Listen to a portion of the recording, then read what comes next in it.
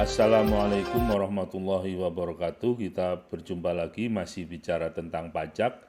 Dan pada kesempatan ini kita akan membahas tentang zakat dan pajak. Kita tahu bahwa zakat ini adalah merupakan salah satu rukun Islam, ya, merupakan kewajiban bagi seorang muslim yang harus ditunaikan berkaitan dengan harta yang dia miliki. Manajemen keuangan keluarga salah satu kewajiban kita, ya, yang berkaitan dengan hak Allah, berkaitan dengan harta kita adalah salah satunya adalah zakat, infak, dan sodakoh. Sedangkan yang lain adalah hak orang lain yang ada di dalam harta kita, yaitu pada saat misalnya kita mempunyai kewajiban kepada orang lain, ya, misalnya hutang yang telah jatuh tempo, kemudian hak-hak orang lain yang ada di dalam harta kita, misalnya kita harus membayar gaji dan sebagainya. Kemudian hak masa depan yang ada di dalam harta kita, yaitu tabungan, investasi, dan sebagainya. Dan terakhir adalah hak masa kini yang ada di dalam harta kita, yaitu harta yang bisa dikonsumsi. Tetapi ada kewajiban-kewajiban yang khusus berkaitan dengan harta kita yang merupakan hak Allah, yaitu zakat, infak, dan sodako. Nah, pengertian zakat, ya, jadi pada kesempatan ini kita hanya membatasi masalah zakat saja. Zakat adalah harta yang wajib dikeluarkan apabila telah memenuhi syarat-syarat tertentu, yaitu pertama dimiliki oleh seorang muslim, kepemilikannya penuh, mencapai nisab dan mencapai jumlah tertentu, ya. Kemudian dimiliki dalam jangka waktu tertentu yang telah ditentukan oleh agama dan disalurkan kepada orang-orang yang telah ditentukan, yaitu ada 8 asnaf, ya, orang yang berhak untuk menerima zakat sebagaimana tercantum di dalam Quran surat At-Taubah ayat 60. Nah, zakat ini tidak ada beberapa, ya, ada zakat fitrah dan ada zakat mal, ya. Zakat fitrah ini adalah berkaitan dengan zakat yang berdasarkan bukan jumlah harta yang dimiliki tetapi berdasarkan jumlah jiwa, ya. Jadi makanya ini juga disebut dengan zakat atas jiwa, ya. Jadi yang wajib ditunaikan umat Islam, ya, menjelang hari raya Idul Fitri, jadi pada akhir bulan Ramadan, ya. Besaran zakatnya adalah setara dengan beras sebanyak 2,7 kg per orang, ya, termasuk misalnya bayi yang baru lahir sebelum sholat Idul Fitri itu juga dihitung, ya. Jadi bukan berdasarkan harta tapi berdasarkan jiwa, ya, seperti itu. Nah, kemudian zakat mal, ya, zakat mal ini berkaitan dengan harta meliputi pendapatan, kemudian jasa, hasil pertanian, perdagangan, kemudian kepemilikan emas, investasi, perak, kemudian penghitungan pengeluaran zakat mal berbeda dengan jenis penghasilan lain, ya. Jadi zakat mal ini merupakan harta yang dimiliki oleh pribadi atau juga badan usaha yang dimiliki oleh muslim.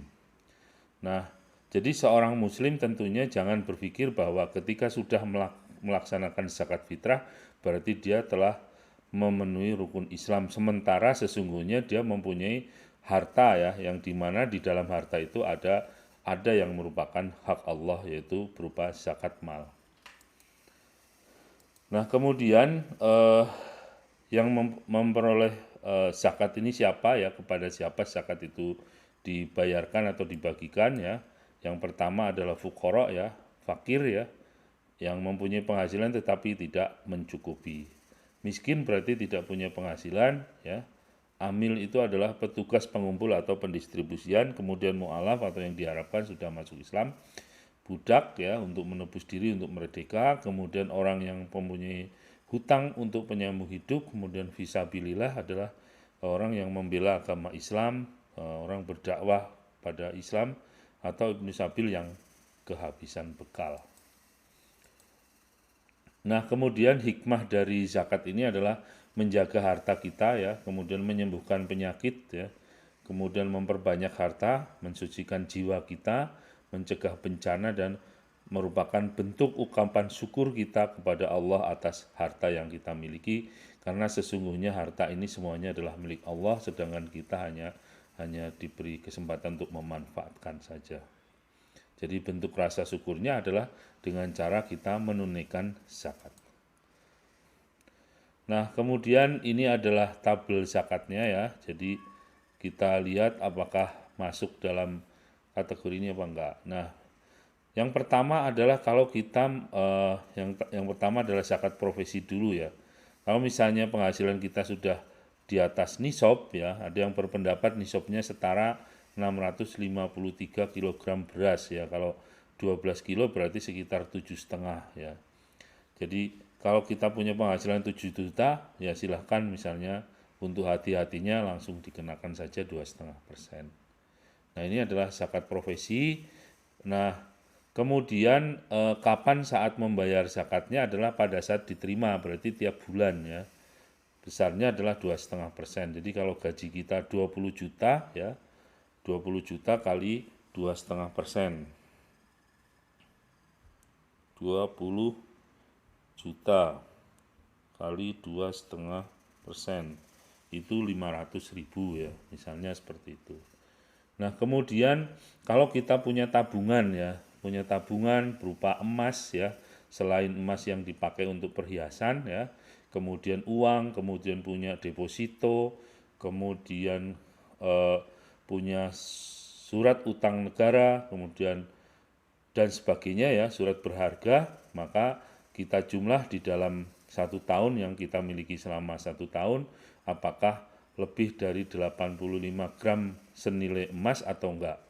Ya, kalau kita jumlah tabungan kita, kemudian deposito kita, oh ternyata misalnya jumlahnya 100 juta misalnya ya, berarti sudah di atas nisab sehingga dikenakan 2,5%. Perak juga seperti itu. Nah, kemudian harta produktif tadi ada yang berpendapat bahwa nisabnya adalah 85 gram emas ya, 2,5%. Jadi kalau harta produktifnya misalnya ada joglo yang disewakan, ada rumah kos-kosan dan sebagainya, kemudian dikurangi dengan biaya operasional dikalikan 2,5% ya. Nah, kemudian untuk perdagangan juga sama ya, setara dengan 85 gram emas di dalam setahun haulnya ya. Terdiri dari jumlah persediaan yang ada, kas dan bank, ditambah dengan piutang dikurangi dengan hutang ya, nanti dikalikan dengan 2,5%. Nah, itulah kira-kira bahwa mungkin tabel ini tidak tepat sekali, tetapi ini hanya sebagai pengingat bahwa dalam harta yang kita miliki ada hak Allah yang harus kita tunaikan, yaitu berupa zakat, infak, dan sedekah. Dan untuk zakat ini adalah sifatnya khusus yang sifatnya adalah wajib ya, harus ditunaikan.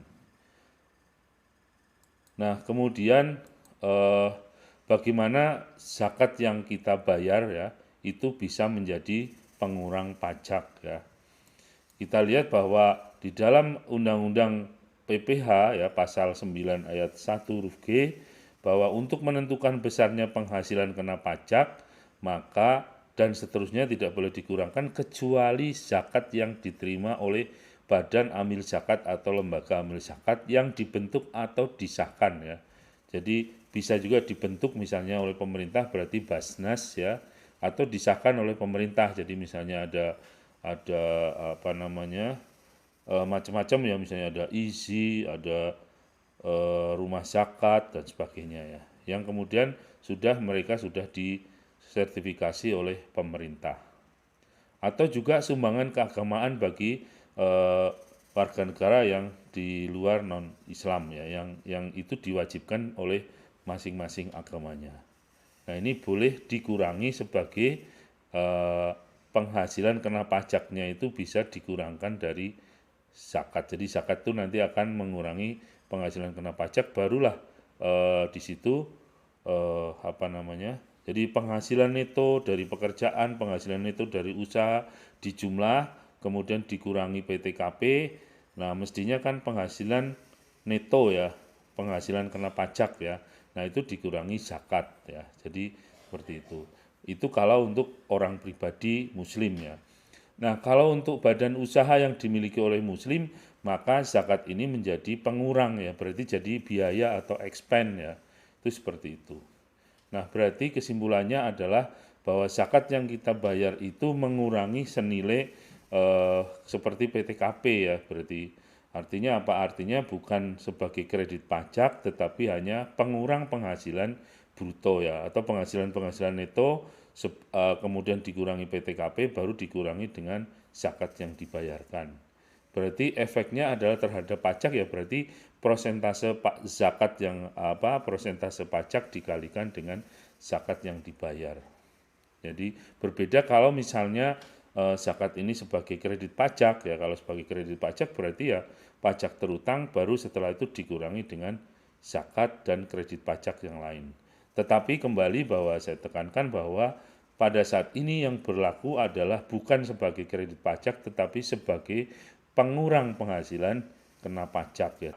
Pembayaran zakat itu harus kepada lembaga amil zakat yang tadi dibentuk oleh pemerintah atau yang sudah diakui oleh pemerintah ya. Paling sedikit ada informasinya ya, nama, NPWP dan sebagainya, jumlah pembayaran, tanggal, nama badan amil zakatnya, lembaga zakatnya, tanda tangan, kemudian kalau ditransfer berarti ada bukti validasi dari bank.